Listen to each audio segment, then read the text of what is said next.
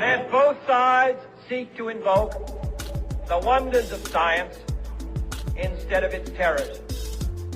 Together, let us explore the stars, conquer the deserts, eradicate disease, tap the ocean depths, and encourage the arts and commerce. Let both sides unite to heed in all corners of the earth the command of Isaiah to undo the heavy burden and let the oppressed go free. Welcome to this week's United Front Radio. I'm Daniela Walls, chair of the Tax Wall Street Party, with Kyle McCarthy, founding member of the United Front Against Austerity. Today we are going to take a look at the September 21st Climate March in New York City. We will explore the role of man in the universe and what is the state of mankind at this present moment. Who has power over us? Because if somebody doesn't have power over us, then it's a hobby to define them. It wouldn't be a matter of economic survival where you're and I think maybe this is what like Occupy never strove to figure out. It's just kind of like, yeah, Wall Street, man, the 1%. Or capitalism. Leaving it vague allows you to twist it in those different ways, and people who want political and economic power at the expense of the power of other people. Are they campaigning for free trade agreements? The Koch brothers are working overtime to get people into office, these midterm elections. There's that Madison Project, 14 and 14, and what happened in Kansas with Senator Brownback. Then we have them trickle down into the elections of Dave Brat and Ben Sasse and all these other guys, and Rand Paul, that whole Senate Conservatives Fund group. So they're getting lots of people into office. Basically, consider almost all those Tea Party candidates that are in Congress Koch funded. Yeah. If you looked at their FEC records, they'd be Koch funded. And then, somebody like the Zephyr Teachout, who was running against Cuomo as the so-called progressive, who's starting this new progressive movement that's about to explode. This is going to be Soros funded. This isn't going to be like the original populist party that took over the Democratic Party. Did you see the article that was like, we need 100 Zephyr Teachouts? And they were talking about that sort of the need to do exactly what we are in our own small way attempting to do, which is sort of build a grassroots populist movement. But it's going to be for climate change and for campaign finance reform. And the light is going to be off of Wall Street. The spotlight's going to be off Wall Street. Yeah, it's going to be on things like climate change and campaign finance reform, which if you fight for campaign finance reform and climate change in 100 years, is anybody's standard of living going to get any better? Right. I don't know. Just to throw a name out there, let's say you're Alex Jones. He's going to have a harder time focusing on Wall Street as the elite, or even like a Walmart or the Koch brothers or whatever, because he's looking at it and he's not saying, what we really need to do is end free trade and get back these blue-collar factory jobs. And just sociologically, this group of libertarians or patriots or whatever you want to call them, a lot of them do not work in that world. They're either in the tech world or they're... A lot are unemployed. Right. I met a guy just out and about who was talking to me about storing silver and water and all this stuff. You could tell from the guy, this is the kind of guy that should be working in a factory. No offense at all, but just seemed like a regular, bright enough guy, able-bodied, whatever. And instead he was like a freelance commission salesperson for some dumb water filter thing. Right. And that guy should have a $65,000 a year job working at GM and be able to support a family and benefits. Yeah, exactly. Just the fact that he now identifies himself as, I'm an entrepreneur, I'm all alone in the world. Yeah, it's me against the world. Me against the sheeple. He doesn't self-identify. And I think... They're not defining the enemy. It just makes you wonder how much of this stuff that's out there is leading us to a result versus how much of it out there is just a gambit that's just leading us to lose a bunch of energy and to fail. The foundations right now are funding two false trails. Campaign finance reform is a false trail. That deserves an entire episode to define. The one obvious thing about this climate march is that there were no demands. It was all about marching down this false trail, blowing off steam. Yeah. This march was billionaire-funded foundations and Wall Street banks that hired Madison Avenue marketing companies who threw everything they had at this to make it appear grassroots and keep Wall Street out of the line of fire. During that entire march and the next day during the flood Wall Street, no demand was made of Wall Street. They seemed to be marching around in circles looking lost, Right. looking for an answer. I mean, at least I hope they were looking for an answer. I am not sure that they were even that conscious. Yeah, exactly. It was one of the more sad things that I've seen. More sad than Occupy, because this is a few years later, right? And none of the right lessons have been learned, it seems, that you need to organize behind large economic demands of Wall Street. Right. I'm not sure if the ruling class set up this march to dump their fossil fuel stocks because it's time to compete with Russia and China. Yeah. If this is all about them wanting to go Right. nuclear. But that would speak for a ruling class that's not insane. Right. That would be a ruling class determined to continue in power. And I'm not sure that's what we've got. Our ruling class is much more likely to believe their own propaganda. They may sincerely believe this mixture of green and this politically correct agenda. I'm looking right now for indications that this is not the case and that this was all a cover to go nuclear. But you can't assume that yet. You can't assume they're sane. Right. The average person, the people that I met when I was in Nebraska, believe that Wall Street are thieves. The Wall Street gang are thieves and should not rule the country. But what do they see when they turn on the television? Are people marching on Wall Street but saying nothing. Yeah. I've been reading Machiavelli's discourses, and Machiavelli would define what happened here with the march as the elite are defined by Machiavelli as feudal nobility, then the bankers, who have to be boxed in, or in today's terms regulated, under the control of the popolo, or people, the middle class. Then Machiavelli says there's another group, the plebe, that would be defined as the city mob. These climate marchers couldn't better illustrate what he considered the city mob. The plebe, or the city mob, have made their money supporting the ideology of the feudal nobility. And this is what this green stuff's about. The thing about the plebe, the urban mob, is probably, according to Machiavelli, the most reliably evil. The natural alliance for him is always the feudal nobility who are living in castles with private armies, supported by the urban mob. Anything good, like taxing Wall Street or nationalizing the Fed, is not going to come from the plebe or the city mob. This is the job of the popolo, or the middle class, and sometimes the peasants. So it's our job to organize the middle class or the popolo. That's where we're going to have to go to for help. It's not going to come from the plebe or the city mob. Yeah. Real historical help is only going to come from the middle classes and sometimes the peasants. But first we have to go to the giant sleeping American middle class and not the city mob.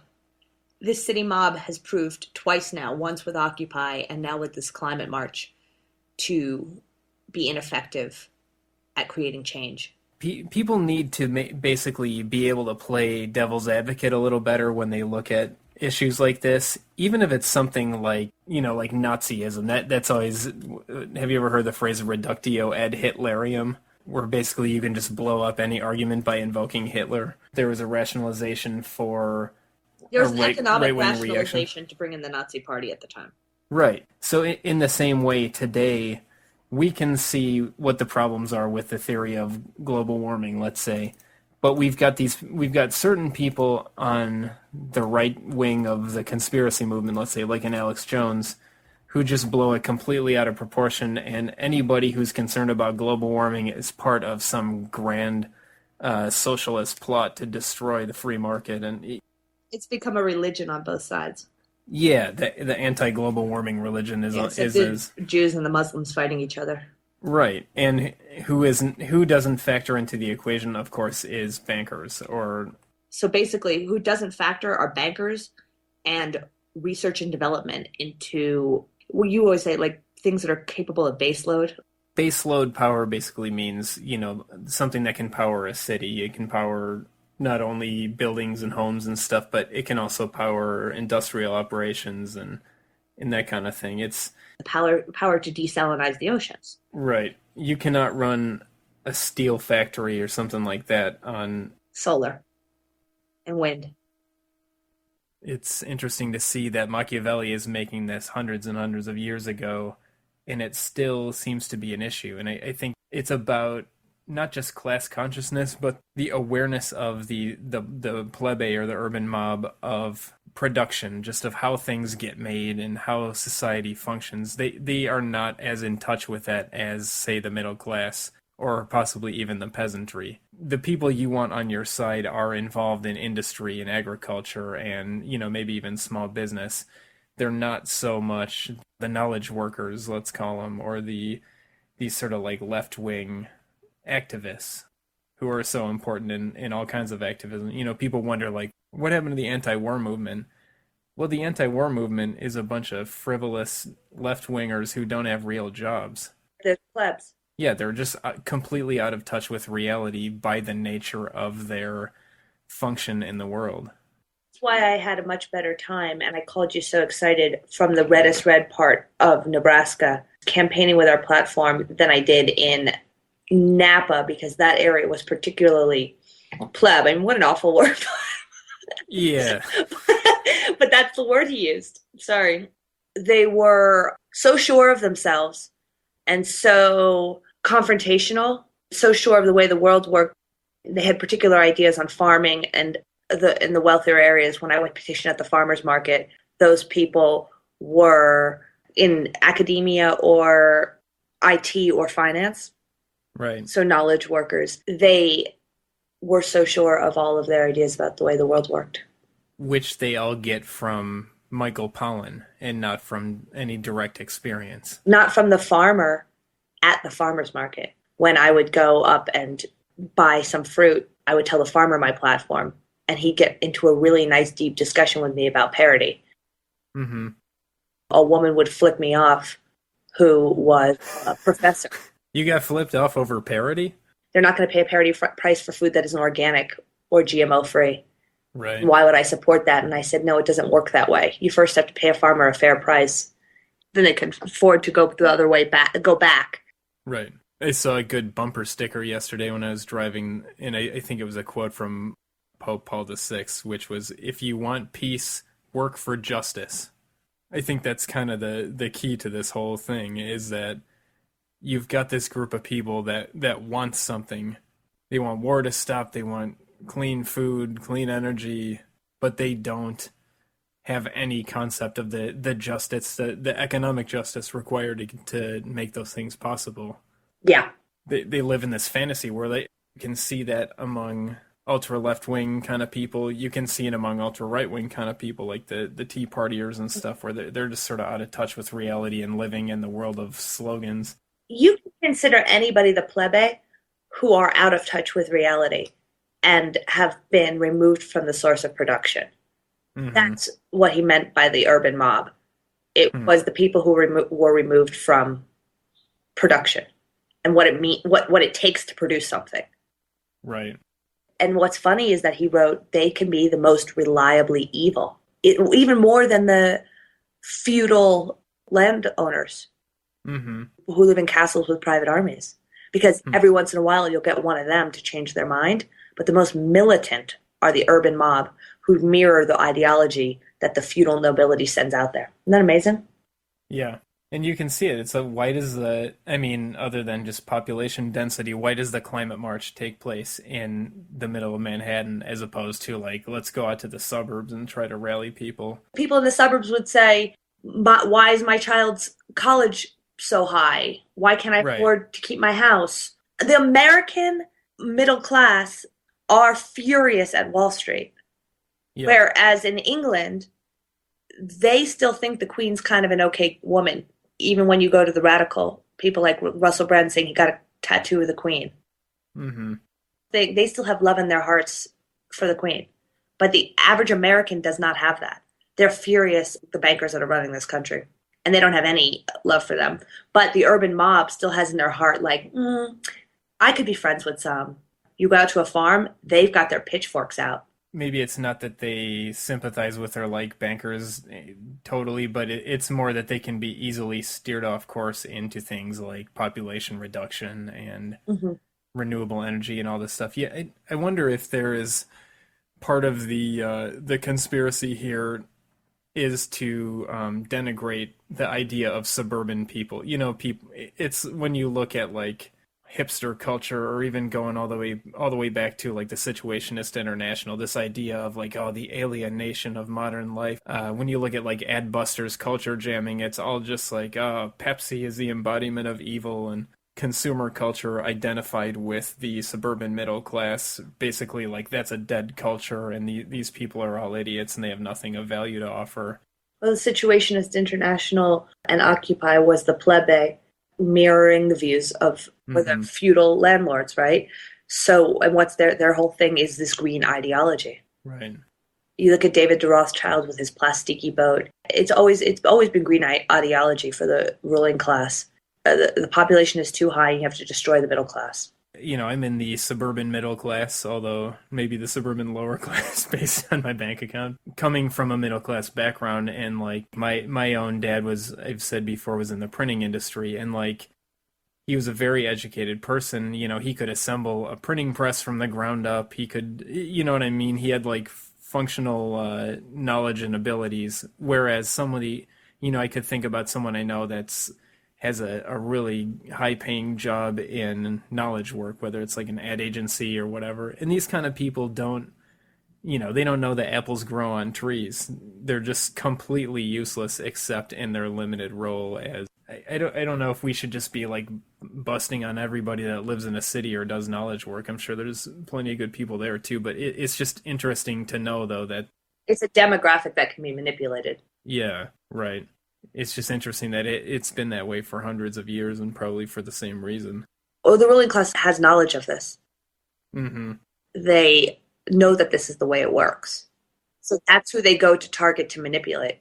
Look at the difference between the strike in Wisconsin, the original strike in Wisconsin, versus Occupy. Wisconsin was the popolo, the middle class, fighting for economic demands, unions, versus Occupy was the city mob, the plebe. Yep. Fighting for ideas. Absolutely. Fascism comes out of the gutter, you know, whether that's the black shirts or the brown shirts or whatever, that's the plebe. That's like this sort of underemployed urban mob who sort of lives in this world of the imagination and can be manipulated into something crazy. Go back and look at pre-Nazi Germany. Like, Hitler was not like a widespread popular phenomenon. He sort of gained power through political intrigue, but his base was these people with all kinds of mystical ideas about race and about blood and soil and all this kind of stuff. But the average person was just like, you know, we just want a good highway system, and we need to get rid of these Versailles reparations and all that kind of stuff. The fascist mass movement doesn't turn to that middle class for their power. Isn't that interesting? So what we're saying is, if you live in a city, you are a fascist. No. How do we break it up? Isn't that interesting? So if the plebe mirror the feudal landlords, let's call them in this case, for our own reference, the Queen, or the Rothschilds, David de Rothschild, they are suffering with this green ideology and mythology. They're going to take themselves down with this green ideology. China and Russia are moving forward. If we continue down this road, we're moving backward, and we're going to end up destroying ourselves. You played that clip of John F. Kennedy, and in that speech, the "Ask Not What Your Country Can Do for You," he talks about, you know, exploring the universe and tapping the depths of the ocean and all this kind of stuff. He's basically just describing a forward-looking civilization, or a technologically oriented civilization. Mm-hmm. And it's kind of, you know, why is it that the elite or the feudal landlords, let's keep calling them that for now, why do they want to move away from that and toward sustainability and all these kinds of things? Because they might be insane, because tyrannies crumble from within. They might not be, like I said in the beginning, rational and moving toward nuclear. That's just a hypothesis of mine. If we're lucky, this could be a front to move into high density nuclear fusion. If we're not lucky, this could just be pure insanity. They're ruled by green mythology. We're going backwards, and Russia and China march ahead, and boom, the West is gone. Well, and you're leaving out the fact that Prince Charles talks to his plants. Just to say, like, are these people insane? They really might be insane. The possibility is that Prince Charles really might be insane. And, how many people does that apply to? When they get into this green mythology stuff and eugenics, we've talked about this in previous shows. Eugenics is such an important part of this, just the environment. It might just come down to these are people that don't even know how to flush the toilet by themselves. And so they too live in this just mystical fantasy world where they look around and just think, I want to live in the Garden of Eden and I don't want any other people with me. Machiavelli says that you can't do anything else but get rid of them. Right. Once they've gone insane, they have to be replaced. Yep. You can't reform Prince Charles. Prince Philip, his father, would say that he wants to be reincarnated as a virus to reduce the population. Mm-hmm. The eugenics stuff, we're talking about it's like the feudal landlords. We're talking about the black nobility of Europe, not meaning African American nobility, but the feudal nobility, the sort of black wealth or whatever. Just these sort of anti-human, anti-production, anti-development elites. You look at their history, and eugenics plays a big part in that. This idea of, when you look at Darwin or the Galtons or whatever, it's basically reduce and refine the population as you would with dog breeding or something. And meanwhile, though, on either side, we have China and Russia marching ahead, bringing in planks of our platform. Yeah, no, I mean, it just shows that what we're talking about is common sense to people who have their heads screwed on straight. Our ruling class doesn't have their heads screwed on straight. There's the possibility left that they could be so clever that this is to start competing with energy, with China and Russia's new energy, or they just could be insane, and it's probably the latter. You can't have rational discourse about these kinds of things because the ground has been so polluted with lies and false trails and misinformation. And so you talked in a previous discussion about how the elite creates myths and the masses believe them. And it's the thing that separates the masses from the elite is the elite knows which are the myths. Yeah, the elite create mythologies, but the difference between us and the elite is that the elite knows that the mythologies they create are mythologies. Right. And that's what you have to train your mind to do. You need to be able to look at the facts.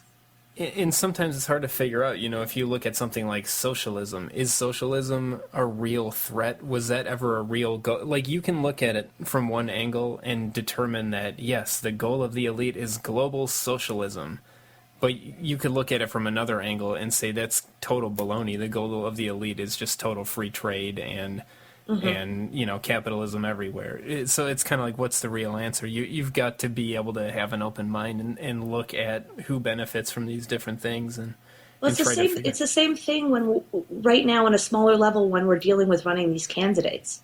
Talk about creating a mythology around somebody. All of our competition, they create a mythology. Unless you look at the numbers behind the person and the agenda behind the person, there's no way it would be near impossible to see through the mythology they create around that person. A much clearer example I found for people to go to a website like Monsanto. If they're a green activist type, and you say, look at the mythology that somebody like Monsanto is creating. If you go to Monsanto's website right now, it will say, hold on, and the subtitle is a sustainable agriculture company. Then you go, and the first image says, what would a meal look like without honeybees? An interactive game with honeybees. So now Monsanto is a friend of the honeybees, right? It says Monsanto is playing a key role in helping farmers address the challenges of water. So now they're pro-water. What you will discover may surprise you. At Monsanto, we're eager to tell you our story. Learn from us, collaborating to improve agriculture. Monsanto is working alongside farmers and partnering organizations to make agriculture more sustainable. So they hit the words, sustainable, honeybees, water, right? And so the site is beige with it looks like an organic. It's all focus group tested. It's basically what are people afraid of with Monsanto? Okay, let's address those things in the ways that test with the highest comfortability, or for people who haven't like worked in ad agencies and stuff. That's actually how it works. It's like a lot of it is intuition, but then there's also, especially with these bigger companies, we were talking the other day about how Coca-Cola has an entire supermarket that's like a panopticon that's just like rigged up with cameras so that people can shop in the store and their eye movements are tracked. Did they go from Surge to Sprite? Or This is a really big point. You've worked in ad agencies. I think what makes me the most furious is that they're selling these color protests or color revolutions. They're focus group testing them, and they're being sold by Madison Avenue. Yeah, like the Climate March that just happened is a perfect example, because it's to people that are not maybe so savvy to that kind of thing. It hits on things that are already in their mind. It feels like it just sprung out of the ether and like responded to something that they're concerned about. They just eat it up. And then to a more sort of discerning mind, you have to pick it apart and see like, all right, why did they pick this particular theme? Why did they do it the way they did? It's a conspiracy. It's people working together to sort of like influence things in a way that it's perfect timing. Okay, the Rockefellers. If you go to the New York Times, the Rockefellers are divesting of their fossil fuel investments, and they started that a couple months ago. Bunch of other major players are divesting of their fossil fuels. And is that because Russia and China are focusing on new forms of nuclear? And we don't want to let the British Empire, which includes America, the Anglo-Saxon Western world, fall behind in technology. Are they years ahead of us and saying, well, if Russia and China are going into these new forms of nuclear, we've got to catch up. It's time to short our fossil fuel stocks. So let's create a color revolution on Madison Avenue and make it look like it's spontaneous. And we're just such good guys that we had to divest of fossil fuels, so we need to invest in in these other alternative energies, because they know that's coming. We can't fall behind China and Russia in technology. We don't have enough people. Yeah. So what's the next trick that's coming? Because it's not like a bunch of billionaires are going to get together and say, let's invest in something that returns no money to us and just gives people. Who knows? They might even. I never even thought it came down to money necessarily. I feel like it comes down to power. They don't want to fall behind the technology of Russia and China. So I never thought it was necessarily for the bottom lines of a few energy companies. It's about strategic power of the white Western world. The white devils, I'll add it again. It's for strategic power of the Anglo-Saxon world. So I don't think that, who knows, we might be getting nuclear.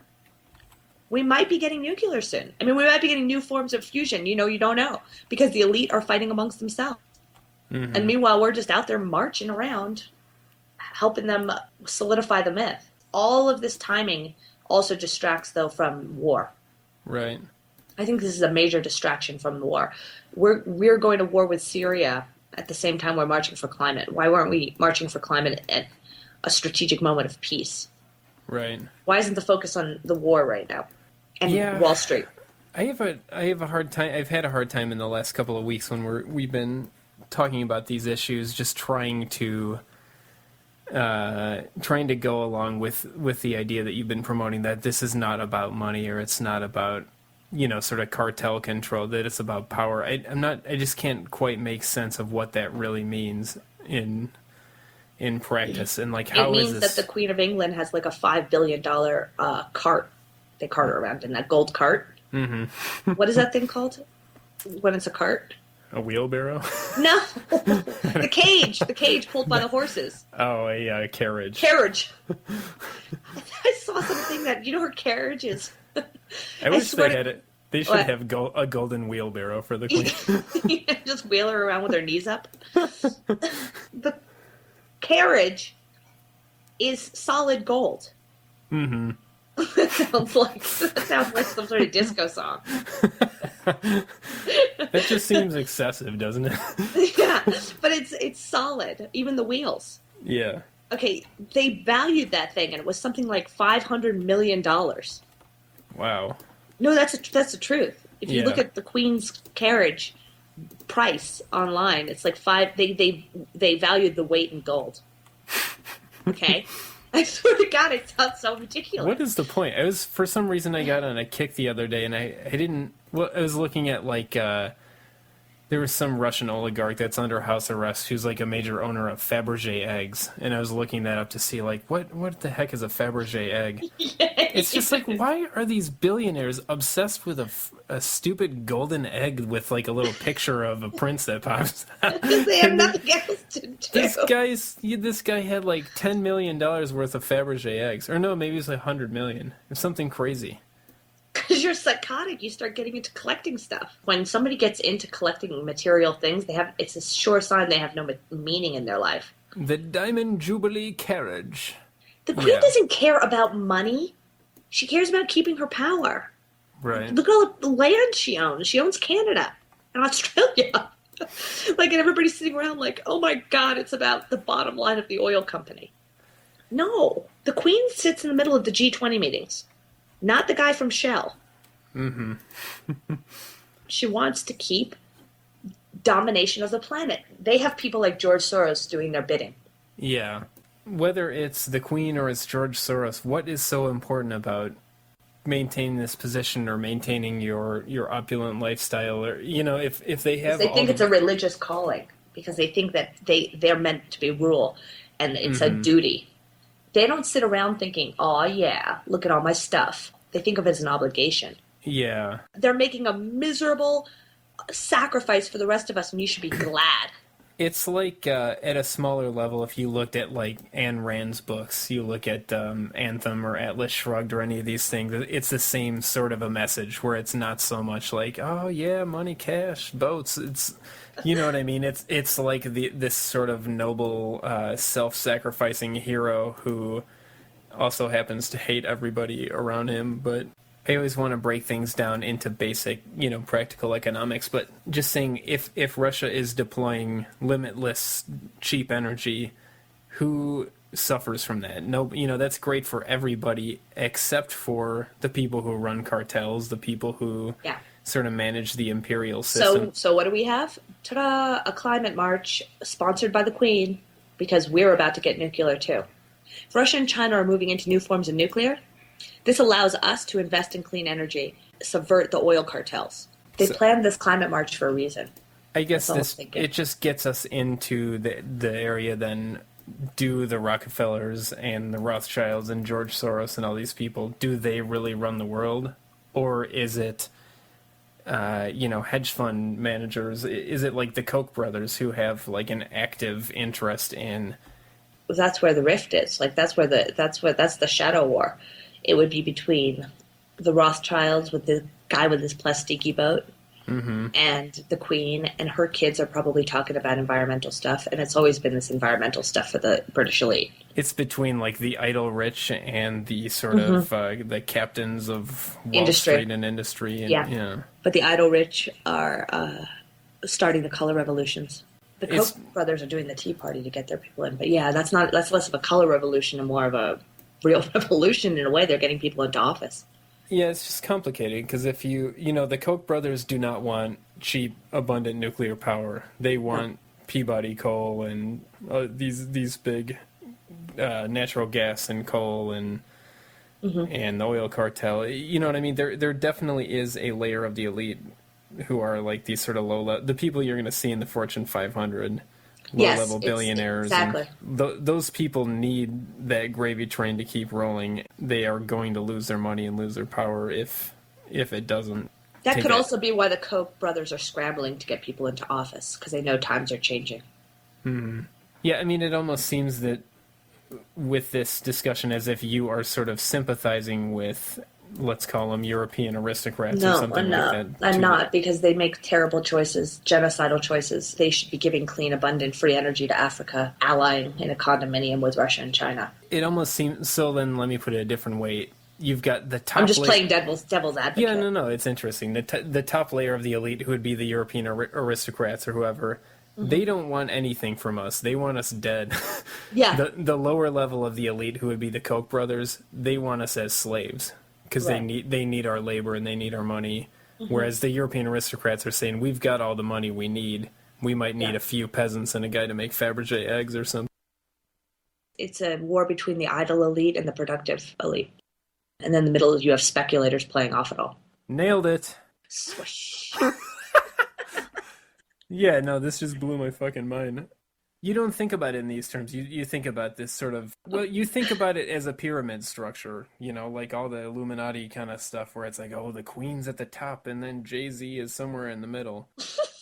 Jay-Z's nowhere. I've heard oligarchy referred to as a slime mold, where it sort of conforms itself around its interests in any given situation. So even though there are, like, people are at odds over certain things, they'll still go with the flow on certain things because they have to.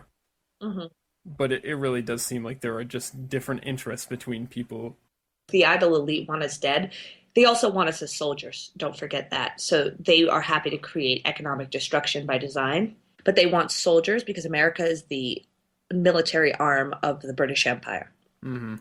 Middle-class kids don't fight. They have less people in the military than Russia does or China does. But we have better technology. That's the only thing that's ever saved us, is that we have better technology. But we've always had less military personnel. So they need to keep the numbers of military personnel up. And the only way to do that is create an economic disaster. So there's two different things going on. They're fine with the population of America as long as they're desperate. So they become soldiers, so they fight. Then in Africa and other countries, they want to reduce the population. That's the goal. The only reason we've kept our oil interest this long and our fossil fuel interest this long is so that we have a reason to be in the Middle East. They're learning more and more that people don't need an excuse to be in the Middle East. Oil was the patsy. Are you saying oil was ever a real reason, or is the reason just basically geostrategic control to keep? The reason was geostrategic control. They sold it to the public by letting them think it was for oil. Right. So we didn't want people in the street marching around saying, the British Empire is trying to get more territory. The British Empire is trying to take more strategic control. But if they walk around with signs that say no blood for oil, we're asses. We're there for oil. We could retool tomorrow, but we're there for oil. It was just a reason for us to be there. It's kind of interesting when you look at the British play these great games where they ally the sort of number 2 and 3 powers against the number 1 power, or no, they ally number 1 and 3 against number 2. So like in whether it's World War I or World War II, they sort of set up Germany as a bad guy and create an alliance for them, and then over here the US gets to be with Russia. And it's just to kind of like keep this meat grinder going so that nobody can ever challenge imperialism in general. The Koch brothers don't want the Russians to pioneer breeder reactors or something because that screws up their coal monopoly and their cash, you know? And the Queen doesn't want them to do that because then all of a sudden, guess who becomes the ascendant power, and nobody needs the Queen anymore, no one needs to fight wars anymore. And then it's just what happens to all of these goofy people going to their... Imagine if a higher standard of living than ours started to emerge. The West would look archaic. They couldn't like keep up the illusion, and it would get to the point where even in Britain, people would be saying, "Wait a minute, where's our fusion reactor? Where's our desalination?" Exactly. They know that Russia and China are about to go into the next century. Yeah. Professor Griff would say we're all just pawns in the game. Yeah. Be prepared either for nuclear energy or nuclear war.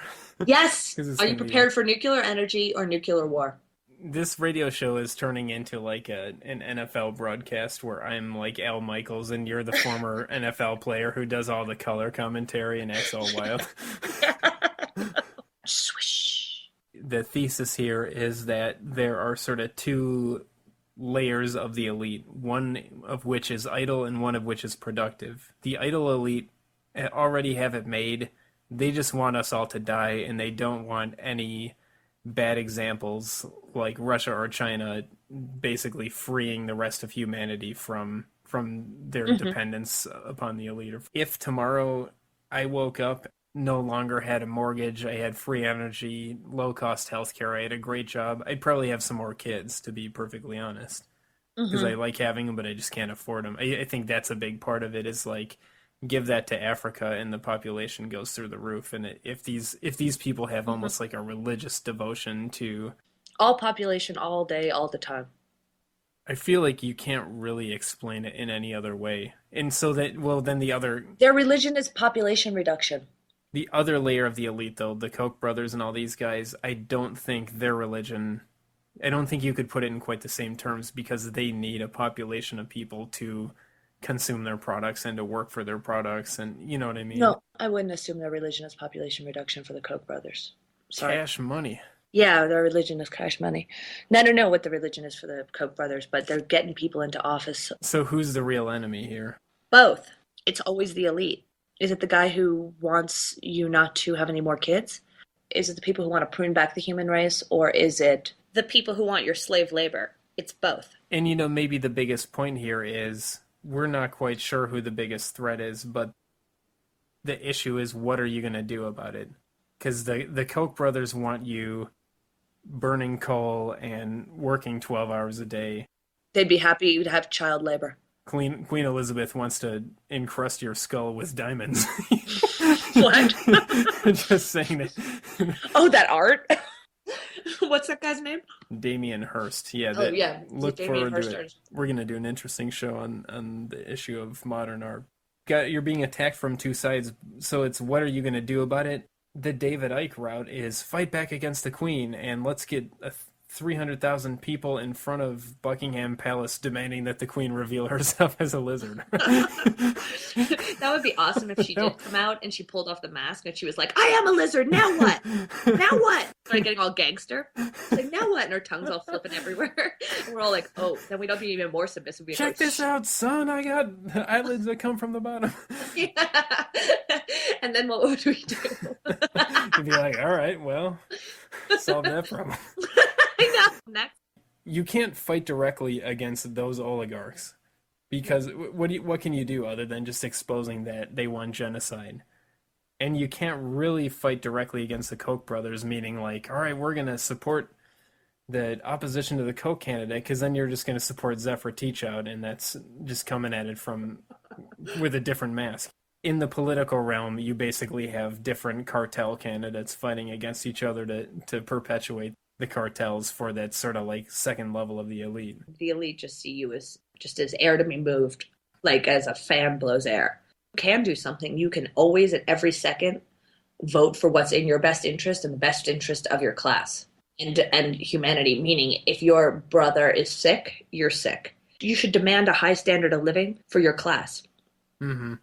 It just comes down to the program of economic reform that we've been talking about this whole time, whether that is, yeah, we do need nuclear power. We need it to be, some public control over it. We need to have a public credit facility to finance all this kind of stuff. On down the line, we need to control Wall Street. It's basically like we need to set the agenda and then figure out how to get it enacted because we've got the numbers. All they have is propaganda and lies and yeah. I'm going to have access to the same information you have. I'm going to have access to the same opportunities, the same education. They can't covet the resources for themselves. That's the thing. You have to demand that you have access to the exact same resources. So ending suffering immediately of all kinds for animals and humans. Ending suffering tomorrow. But that's what you have to demand for your class. Like what we were talking about on that episode with Webster. Mm-hmm. The working class for itself. Your demand cannot be, it's just me all alone in the universe. Mm-hmm. Like an info warrior. Yeah, I'm going to go invest in silver and wait for it to go up to $30 an ounce. Like, what does that do for your kid's future? Unless you strike it rich in silver, I guess. Or, meaning you can demand stuff. Make demands, not wait for it to be trickled down to you. I find it kind of funny how people are, I don't know if you ever read like the Huffington Post or Salon or those kind of magazine websites these days. People are so hostile toward religion. They hate everything about Christianity unless Pope Francis says something nice about gay people. Then they'll say something nice about him for about 2 seconds. Yet they treat, I don't want to say the state, but they treat things like global warming as a religion where it's just like an obsession that to question it or to think about it is seen as a heresy. Yeah. You're a climate change denier, or you're a, what does the right call them? A socialist. Yeah. Right, a global socialist. A globalist, a globalist. Yeah. Everybody is just shrouded by mythology of various kinds, and the point is to keep you fighting the wrong battles and chasing your tail and out in the streets marching around to sort of provide cover for some political agenda. It's Not me. I work every day on trying to be mythology free. all right. So everybody but you. I got a weird feeling. I'm starting to believe in something. And then I investigated. No. I'm like, no, but you know what I mean? You do the same thing. Yeah. You do the same thing. You wake up and you question everything. Even your rice and beans you made today. You were questioning whether it looked like stuff in the garbage disposal. Well, I'm just saying. Maybe we believe in a mythology of the New Deal. Uh-oh. I know what you mean, but it would be a mythology if it was, we believe in everything Franklin Roosevelt said, period. Because he did a few things that were not that wise, but like we at least believe in the importance of keeping an open mind, trying to identify what the threats and problems are, and coming up with workable solutions to them. I think the biggest problem in all of sort of conspiracy studies, but also in the mainstream, is just you swallow an entire mythology, hook, line, and sinker, and then you react based on that as it, that's like your set of a priori assumptions, and then everything else is working off of that. You react to events one at a time based on, well, I'm not a globalist, or I'm not a Koch brother, or I'm not, you know what I mean? Yeah. You just sort of like have this enemy image, and then everything can be manipulated to hinge upon that. Mm-hmm. It was like the conversation I had with a friend of ours. I have it here on my emails. I'm going to read it. I said, what was this protest about? To end capitalism? And he said, to bring attention to the economic struggle, I reckon. There probably were like 300,000 plus people there. I said, 300,000 people doing what? He said, People's Climate March. I said, yes, I know there was a People's Climate March. I'm asking what demands were made. And then he said, point for point, as many people as we can get to stop and take a look, we win. Look at what? He says, extra activists being in New York City. I said, doing what? More activists. I repeated, doing what? He said, talking with people walking by that ask us what's up. He says, how many contacts before an idea sticks? And I said, what is their answer? What idea do they want to stick? He says, it didn't come up. Then he writes, revolution. I say, that's my point. And then he writes, dramatic restructuring of society. I say, how? I said, revolution. Okay, but what's the plan? That didn't come up. He said, I'm tired, got to go to bed. Yeah. And he says, but I have a plan. I said, it's good that you have a plan. What's your plan? And he said, not sure yet. This is the left-wing answer to the Clive and Bundy militia. Mm-hmm. Meaning you get a bunch of people out there who are just like, get your hands off me, New World Order. Mm-hmm. It's kind of like, all right, so what are you going to do now that you have a cowboy hat and you've got the land surrounded? What's your next move? I don't know. No, I'm saying I'm just mimicking. If you just place those guys' answers right in there, I don't know, but why? I don't know. Revolution. Okay. I guess maybe, and so like maybe the whole point of of this episode, or even what we're doing in this show, is just to sort of shake people up a little bit, to question their own assumptions and start to try to unravel what's really going on in the world. What is your interest? What's the interest of your class? And sort of what are the concrete demands you need to make to secure your own best interests? Explore the stars together as a human race, conquer the deserts we were talking about desalination, irrigate the deserts. All right, how are we going to power a desalination plant? Infinite, abundant, powerful energy. Eradicate disease, tap the ocean depths. Meanwhile, everybody in the climate march was out there. I'm marching for the oceans. I'm marching for the dolphins. Yeah, I'm marching for the dolphins too. Nobody loves dolphins more than me. Nobody. I'm going to go look up a dolphin researcher to bring them on the show to contest that. And then I'm going to say, I love dolphins more than you. No, nobody loves dolphins more than me. Let us seek to invoke the wonders of science instead of its terrors. To go back to the energy issue from before, without explaining exactly how this technology works, this idea of the liquid fluoride thorium reactor, it's basically right now a nuclear power plant is you take a uranium rod and you subject it to fission. It comes apart and it releases energy that boils water, and the water creates steam. The steam drives a turbine, which creates electricity. Liquid fluoride is basically a molten salt solution, and so a thorium reactor, instead of doing that in water and boiling the water, uses this. It's almost like an engine coolant almost. It uses thorium, which is so abundant that it can be mined out of like beaches. It can be mined out of any existing mine. It's so abundant that one person's energy supply for an entire year can be mined out of like a 55-gallon drum of common rock. What's the negative of thorium? Like, you know how there's like, they say there's negative to uranium and plutonium, and it's nothing at all. So it's like hydrogen. Yeah, basically. I mean, it's very mildly radioactive. Like a lifetime supply of energy for one person is like smaller than a baseball. You can hold it in your hand because it's so weakly radioactive. This is like a common element that's just sitting there in the sand. It's already like thrown away as an industrial waste product. Just to say, like, this was developed in the 1960s under Kennedy's sort of vision of let's just explore everything. They went out and said, all right, let's do that. Or like the particle physics industry. I used to do a lot of work at Fermilab, where people might have heard of CERN or the Large Hadron Collider. Fermilab used to be the biggest one. It's got this thing called the Tevatron. But that is like, it's basic scientific research with absolutely no practical application.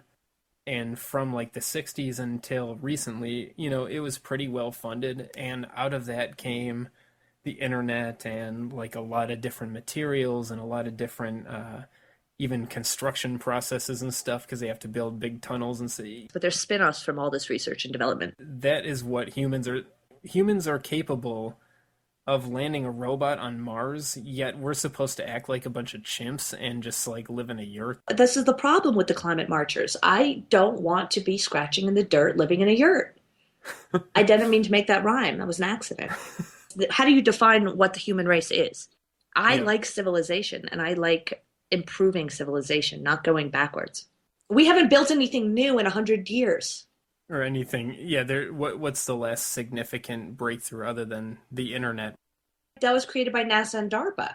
Or yeah, parts of it came out of military research, but parts of it did come out of the particle physics industry. And even now, like quantum computing and the grid and all this stuff are coming out of the Large Hadron Collider, because like the computing needs are so massive for them to be able to sort of quantify what's happening in particle collisions, because you've got like a zillion bits of data per second or whatever, so they need to like invent entire new types of computing to be able to keep up with what's going on.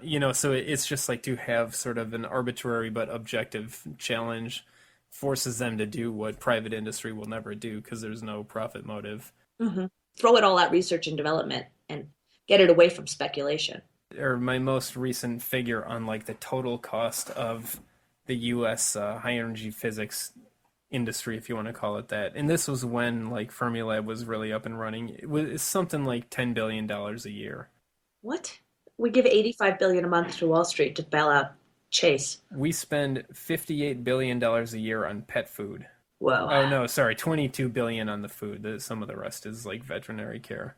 We spend twice as much on dog food as we do discovering like the fundamental nature of the universe. That's a major point you just made. We give $85 billion. People don't even know. Is that how much we give? $85 billion a month to Wall Street and QE? I think they might be tapering it off, but that's what it has been, yeah. Was it 70 now or something? Whatever. We're giving 7 times that amount to Wall Street every month? Every month. Every month. God. These guys that are out talking about thorium energy, and keep in mind, again, it's a fail-safe, small-scale reactor technology that could provide like endless, infinite energy for the entire Earth, basically for the rest of the end, until the end of time. But people can't connect to that. Like they can connect to the dolphins. It's like the alchemy economy. It's basically you would have so much energy at so little cost that you can do anything you want to do. Everybody in America could afford to put a swimming pool in their house. Everybody could desalinate seawater. You'd never worry about clean water again. I was just thinking about renewables again. Or when you look at, I sort of look at all energy technologies as batteries, where the sun is a battery. The sun is a big ball of potential energy, and then it turns into whatever usable mechanical energy. Most of quote unquote fossil fuels are basically just they're all hydrocarbons. It's like methane is the simplest hydrocarbon. Methane is just a battery that you break it apart, it releases energy, and then you can use that. And the difference between methane and thorium is that thorium is 80 million times more efficient. So we've got these just incredible, like, magical batteries lying there in the sand, and we're not using them. It's incredible because we're being held back from using them. That's just so incredible. It's like Kennedy said, conquer the deserts. Just keep saying that to yourself. Conquer the deserts. Imagine if we had nuclear powered desalination on the Pacific coast. Yeah. And we could irrigate all that land that's east of LA. If these elite were really worried about this and like, oh my God, there's not enough water, the first thing they would be saying is, quick, put at least as much as we're putting into dog food into developing fusion energy. Let's double the size of this ITER project. Let's get every national lab working on this. The more middle class the population gets, the harder it is to control. And a desperate population is easier to control, which is why the British had imperialism in India and Africa, but they weren't able to overtly run an empire in America because we were a bunch of uppity maniacs with guns that weren't going to take too kindly to that kind of thing. Now we're not striving anymore. The propaganda I don't like with the climate march is we're the opposite of striving. We're pulling ourselves back. The propaganda today that you get is all geared towards self-hatred. They want people to hate themselves for consuming resources. They want Americans to hate themselves for, I don't know, Native American suffering, or on and on and on. You sort of have to pick one or the other. Are you going to wallow in self-hatred and in feeling guilty for meager things you do use and need? Or are you going to have optimism about, well, wait a minute, I could get everything I could possibly ever use in my entire lifetime out of something the size of a baseball. I think that's the whole thing about like communitarianism. Like we're all suffering together. We're all hating ourselves. Yeah. Why together. Why can't we all be succeeding together? Right. That's the reverse that I'm trying to. That's the script I want to flip. Yeah. I mean, the world you want, not your own separate private world on your own commune or your own libertopia. I mean, create the world for all of us that you would like to envision, but for everybody. If you're not creating it for everybody, then you're not doing God's work. If you're in the climate march, you live in a world of mythology. Your ideas about what's possible in the world are based on somebody else's fairy tale. Yes. Whereas in the real objective world, you can gather up a barrel full of sand and power your house for an entire year. Yes, I'm so glad you said that. You know what I mean? I hate to keep coming back to that No, example. but that's so important. You're living in somebody else's mythology that the world is only going in the down direction when it could be rescued by a barrel of sand. Yeah, that we're running out of resources, we're running out of land, we're running out of water. It's like the whole universe is just like this big soup of atomic energy.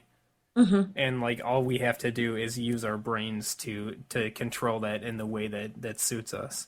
Yeah, well, we haven't even quite figured out, back to like the high Aren't the energy Chinese like mining the moon or something? I don't know, like they are now building the world's largest super collider, which is like, all right, let's really figure out what the fundamental nature of the universe is. We don't even know that kind of stuff yet.